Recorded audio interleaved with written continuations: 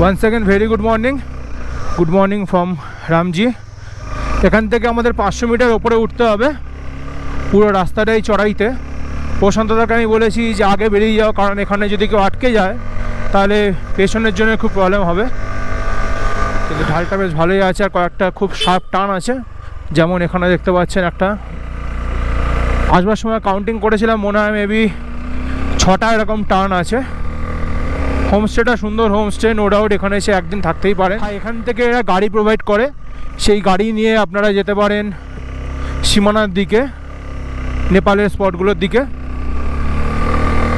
Even এরা যে গাড়ি প্রোভাইড করে সেই গাড়ি এখান দিয়ে এদের সঙ্গে কন্ট্যাক্ট করলে পরে এরা একদম সান্দাকফু অবধি ঘুরিয়ে দেয়। এখন টাইম হয়েছে 9:34।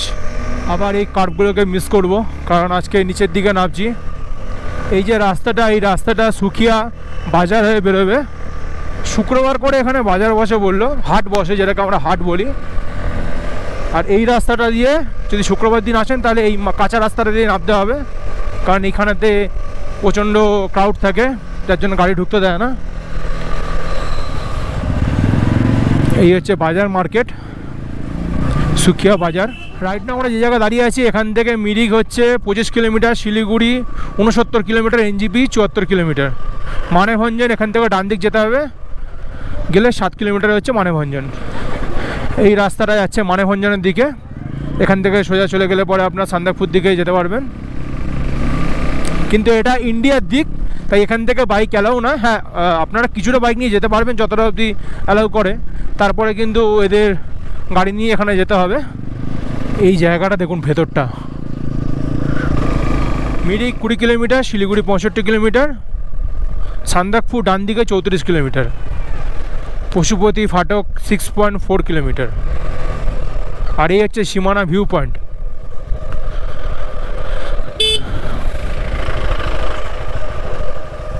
সীমানা ভিউ পয়েন্ট। আমি এসে গেছি এখন পশুপতি ফাটকে। এখানে প্রচণ্ড ট্রাফিক এখন, কারণ এটা ইন্ডিয়া নেপালের বর্ডার, সেখানে ট্রাফিকটাও বেশি থাকে। তাও বাইক থাকা কিছুটা অ্যাডভান্টেজ আছে, পাশ দিয়ে গলে যাব। ডান দিকে পড়বে পশুপতি ফাটক। জানি না এখানে দাঁড়িয়ে ছবি তুলতে পারবো কিনা। হোটেলের যে দাদা ছিল উনি বলেছিলেন যে এখানে দাঁড়িয়ে ছবি তোলা পসিবল না, কারণ প্রচণ্ড ট্রাফিক থাকে, তার সঙ্গে পুলিশ থাকে, তো তারা এখানে মোটামুটি দাঁড়াতে দেয় না। এ হচ্ছে জোড়বাংলো, এখান দিয়ে চলে গেলে জোড়বাংলো পেয়ে যাবেন। আর এই হচ্ছে পশুপতি ফাটক, সামনে নেপাল পুলিশ দাঁড়িয়ে আছে। ইচ্ছে ছিল এখানে দাঁড়িয়ে ছবি তুলবো, কিন্তু ছবি তোলার মতন কিছুই নেই, তাই আবার সামনের দিকে এগিয়ে যাচ্ছি, কারণ আজকের ডিস্টেন্সটা অনেক লম্বা। যতটা সম্ভব হয় আমরা আজকেই কভার করে রাখবো। মিরিক 13.1 কিলোমিটার, আর শিলিগুড়ি হচ্ছে এখনও 62 কিলোমিটার, 62.6 কিলোমিটার অ্যাকচুয়ালি। এই জায়গার রাস্তার ঢালটা দেখুন, ওই প্রশান্ততা যাচ্ছে। ঢালটা শুধু রাস্তা দেখুন, সামনের গাড়িটা গেলে পরে বুঝতে পারবেন যে কী ঢাল। দেখুন প্রশান্ততা যাচ্ছে, দেখুন, বুঝতে পারছেন না হয়তো ক্যামেরাতে, আবার নাও বুঝতে পারেন হয়তো। দারুণ দেখতে লাগছে। দার্জিলিং হয়ে মিরিক যাওয়ার পথে 9 কিলোমিটার আগে, মানে মিরিক থেকে 9 কিলোমিটার আগে রাস্তাটা একটু খারাপ, তাও অ্যাডজাস্টেবল। খুব একটা খারাপ তা না, কিন্তু একটু খারাপ। মানে এতক্ষণ ধরে আমরা যেমন কোনো এবড়ো খেবড়ো রাস্তা পাইনি, কোনো পটলস পাইনি, কিন্তু এখানে একটু এবড়ো খেবড়ো রাস্তাও আছে, আর ছোটো ছোটো, অতি সামান্য ছোটো ছোটো পটলসও আছে। স্পিড লিমিট 20, চেকপোস্ট আছে, কিন্তু চেকপোস্টে লোক নেই। মানে আমাদের চেকিংয়ের দরকার নেই গুরু। সুন্দর গার্ডেনারি করা আছে বাড়ির মধ্যে। এখানে অনেক ছোটো ছোটো নার্সারিও আছে, সব নার্সারি, এগুলো সব ছোটো ছোটো। আরও ওই ছোটো একটা টি গার্ডেন, ছোট্ট একটা টি গার্ডেন, দারুণ লাগছে। পাহাড়ের উপরে ছোট্ট এইটুকুনি টি গার্ডেনটা। অন্যান্য জায়গাতে বড়ো বড়ো টি গার্ডেন হয়, কিন্তু এখানে ছোট্ট টি গার্ডেন। এগুলো সব চা বাগান। বাঙালি ধাবা, এই ধাবাটা আমি সেই সুখিয়া থেকে দেখে আসছি। ভাই কী খাবার পাওয়া যায় এখানে বাঙালি ধাবা, এমন স্পেশালিটি, সে সুখিয়া থেকে আমি দেখে আসছি। এটা হচ্ছে গোল পাহাড় এরিয়া, আর এটা হচ্ছে এখানকার গোল পাহাড়। সে ওকাই টি স্টেট। এই চা বাগানগুলোতে কিন্তু যদি মনে করেন একটু এসে ঘুরে যাবেন তাহলে ঘুরেও যেতে পারেন কিন্তু, কারণ এই চা বাগানগুলোতে কিন্তু ঘুরতে দেয়। এ দেখুন ওকাই চা বাগান ডান দিকে, বাঁ দিকেরটা জানি না কী চা বাগান, বাট ডান দিকেরটা ওকাই চা বাগান, এই লেখা আছে এখানে ওকাই বলে। দেখুন এবারে পুরো চা বাগানটা দেখতে পাওয়া যাচ্ছে।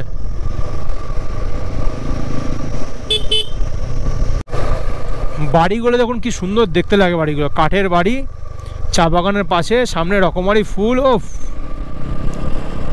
বাঁ দিকের ভিউটা দেখুন, এক নম্বর ভিউ, এক নম্বর ভিউ।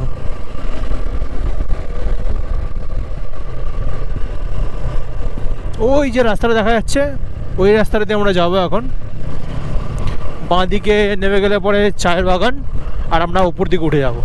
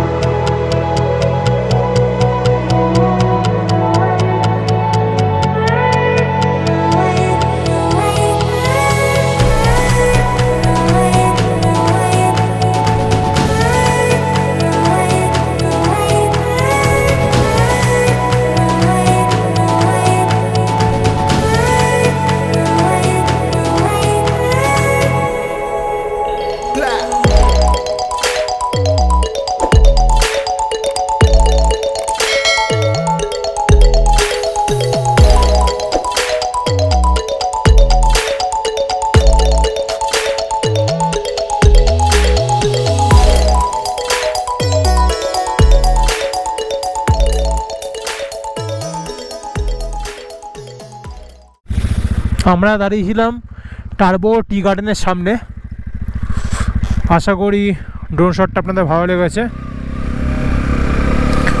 এখান থেকে আবার আমরা রওনা দিলাম মিরিকের উদ্দেশ্যে। মিরিক এখান থেকে 3 কিলোমিটার। এই যে এরিয়াটায় আমরা এখন আছি, এই পুরো এরিয়াটাই মিরিক, আর আমরা যাচ্ছি মিরিকের লেকের দিকে। জানি না ওখানে দাঁড়াতে পারবো কি না গিয়ে, কারণ ওই জায়গাটা খুবই ক্রাউড থাকে। আর প্রপার যেটা মিরিক বাজার যেটা, সেখানে ওয়ান ওয়ে হয়। আর এটা হচ্ছে মিরিকের বাজার যেটা ওয়ান ওয়ে, এখান দিয়ে যেতে হবে, ওদিক দিয়ে ঘুরে আসতে হবে। যদি কেউ মনে করেন যে মিরিকে এসে থাকবেন একদিন, তাহলে তারা মিরিকে এসেও থাকতে পারেন। কিন্তু মিরিকেও কিন্তু অনেক সুন্দর সুন্দর হোমস্টে, হোটেল সবই অ্যাভেলেবেল আছে থাকবার জন্য। আমার মনে হয় যদি কেউ দার্জিলিং ঘুরতে আসেন তাহলে সে এই রাস্তাটা ধরেই উঠুন ওপরে। মিরিকে উঠবার সময় মিরিক লেক দেখে উঠুন, উঠে মিরিকে হোটেল নিন, হোটেল নিয়ে থাকুন, রাত্রিবেলা মার্কেটিং করুন, পরের দিন সকালে এখান থেকে চলেন দার্জিলিংয়ে। দার্জিলিংয়ে পৌঁছবেন, দার্জিলিংয়ে পৌঁছানোর পরে সেদিনকে দার্জিলিংয়ে স্টে করে দার্জিলিংয়ে রাত্রিবেলা দার্জিলিং মেলটা ঘুরুন, অসাধারণ লাগে। নেক্সট ডে সকালবেলা ক্যাভেন্ডার্সে ব্রেকফাস্ট করুন, ব্রেকফাস্ট করার পরে মেলটা আরেকবার ঘুরুন, পারলে পরে মেলের পেছন দিকটায় যাবেন, যেদিকটা আমরা গেছিলাম, আগের ব্লগে দেওয়া আছে, দেখবেন জায়গাটা আশা করি নিশ্চয়ই আপনাদের ভালো লাগবে। তো সেই জায়গাটা ঘুরে আসতে পারেন। এসে বিকেলবেলা বাতাসে লুপ যেতে পারেন, ওখানে টি গার্ডেন আছে, টি গার্ডেন ঘুরতে পারেন। নেক্সট ডেতে আপনারা চলে যান ওখান থেকে লামাহাটা। লামাহাটা হয়ে, কারণ এই রাস্তা দিয়ে যাওয়ার সময় লেপচা জগৎ পেয়ে যাবেন, তাই লেপচা জগতের কোনো ব্যাপার নেই, তাই চলে যাবেন লামাহাটার দিকে। লামাহাটা যেতে পারেন, লামাহাটার ওখানে একটা হনুমান মন্দির আছে, সেটা দেখতে পারেন। লামাহাটা থেকে একদিন স্টে করতে পারেন, যারা হিল স্টেশন পছন্দ করেন তারা লামাহাটা থেকে স্টেও করতে পারেন। এই হচ্ছে লেক, মিরিক লেক। এখানে একটু আমরা দাঁড়াবো, দাঁড়িয়ে একটু ছবি টবি তুলবো। রাইট নাও আমরা এখন আছি মিরিক লেকে, সব ট্যুরিস্টের গাড়ি দাঁড়িয়ে আছে। ভেতরে ঢুকবো না, কারণ বাইক ওখানে রাখা রয়েছে, বাইকে অনেক লেগে আছে। হচ্ছে মিরিক লেক, ভেতরে অনেকে গেছে, ওখানে লেখা আছে আই লাভ মিরিক।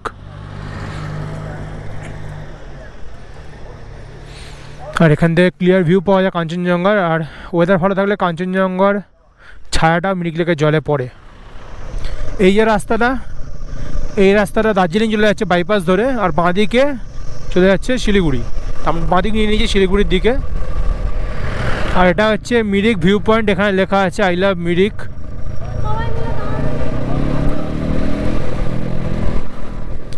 শিলিগুড়ি এখান থেকে বাকি আর 24 কিলোমিটার। রাস্তা খুবই সুন্দর, কিছু কিছু প্যাচেস আছে যেগুলো খারাপ, কিন্তু এত বড় রাস্তার মধ্যে কিছু কিছু প্যাচেস তো খারাপ হওয়াটাই স্বাভাবিক।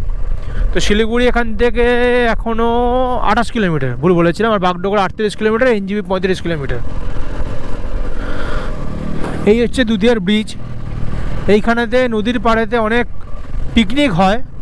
লাস্ট টাইম আমাদের অফিস পিকনিক এখানেই হয়েছিল। জলের ফোর্সটা শুধু দেখুন, জানি না ক্যামেরা দেখা যাচ্ছে কি না। জলের ফোর্স তো ভালোই আছে, জল কম আছে কিন্তু জল যা আছে ফোর্সটা ভালো আছে জলের। সামনেই পাহাড় আর আমরা সমতলে নেমে এসেছি। আমরা আপার দুধিয়া দাঁড়িয়েছিলাম ব্রিজ ক্রস করার আগে, মানে যদি এদিক দিয়ে যান শিলিগুড়ির দিক দিয়ে গেলে পরে ব্রিজের আগে আমরা দাঁড়িয়েছিলাম। এখানে আছে দুধিয়া ক্যাফে অ্যান্ড রেস্টুরেন্ট। আসলে যাওয়ার সময় এসব জায়গা দাঁড়াতে খুব ভালো লাগবে, কিন্তু যখন ফিরবেন যখন না বাড়ির দিকে, তখন একটা বেশ যেন কেমন একটা মনে হয় যে না, ঠিক কেমন একটা বেশ যেন মনে হয়। তখন যে জায়গাটায় প্রথমে দাঁড়িয়েছিলাম ব্রেকফাস্ট করলাম ওটাকে বলে আপার দুধিয়া, আর এই জায়গাটাকে বলে লোয়ার দুধিয়া। এই জায়গাটাতে নদীর পাড়ে অনেকে এসে পিকনিক করে। এই হচ্ছে আর্মি এরিয়া। দুধিয়া থেকে কিছুক্ষণ আসবার পরে তো আপনার এই আর্মি এরিয়াটা পেয়ে যাবেন। এটা যেহেতু রেস্ট্রিক্টেড এরিয়া সেই জন্য আমি এখানে ক্যামেরাটা বন্ধ রাখছি। যতদূর চোখ যাচ্ছে এদিকে পুরোটাই কিন্তু চা গার্ডেন, মানে চা বাগান, পুরোটাই টি গার্ডেন। আর এদিকেও যতটা চোখ যাচ্ছে পুরোটাই টি গার্ডেন। শিলিগুড়ি বাঁ দিকে, পানি ট্যাঙ্কি ডান দিকে। তা আমরা যাবো বাঁ দিকে শিলিগুড়ির দিকে, ওখান থেকে আমরা বাগডোগরা ধরে বেরিয়ে যাব। কিষানগঞ্জ 92 কিলোমিটার, রায়গঞ্জ 167, পুরী 172, মালদা 224। তার মানে আমাদেরকে আজকে যেতে হবে 224 কিলোমিটার।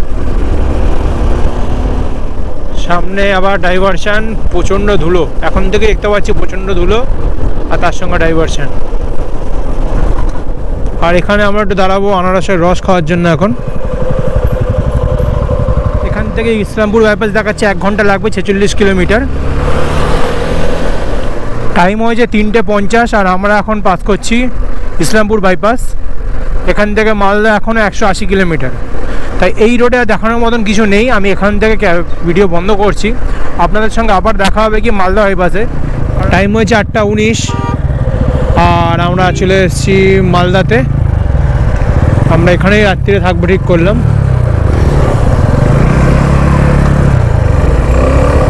আমরা এসে গেছি মালদার হোটেল পারমিতাতে।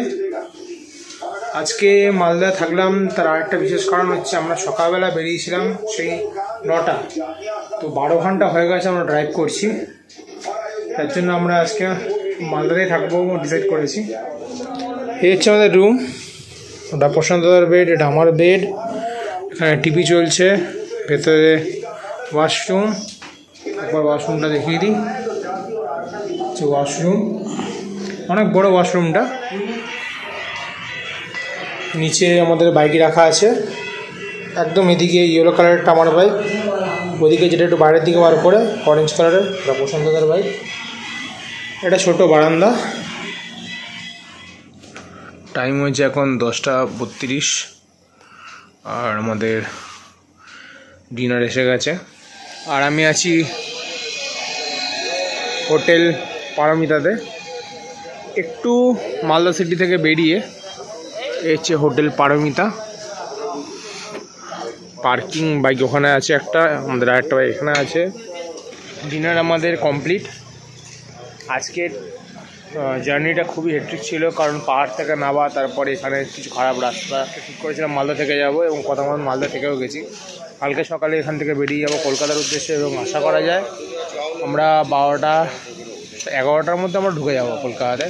তাই আর দেখানোর মতো নতুন করে কিছু নেই। আশা করি এই ভিডিওটি, এই ব্লগটি বা এই ট্রিপটি আপনাদের ভালো লেগেছে। তো আপনারা আমার চ্যানেলটি সাবস্ক্রাইব করবেন, লাইক করবেন, এবং কোনো কিছু যদি ঠিক ভুল যাই হোক না কেন কমেন্টের মাধ্যমে জানাবেন। চলুন দেখা হবে আপনাদের সঙ্গে আবার নেক্সট কোনো ভিডিওতে। ততক্ষণ ভালো থাকবেন, সাবধানে থাকবেন, সুস্থ থাকবেন। Tata, bye bye, take care.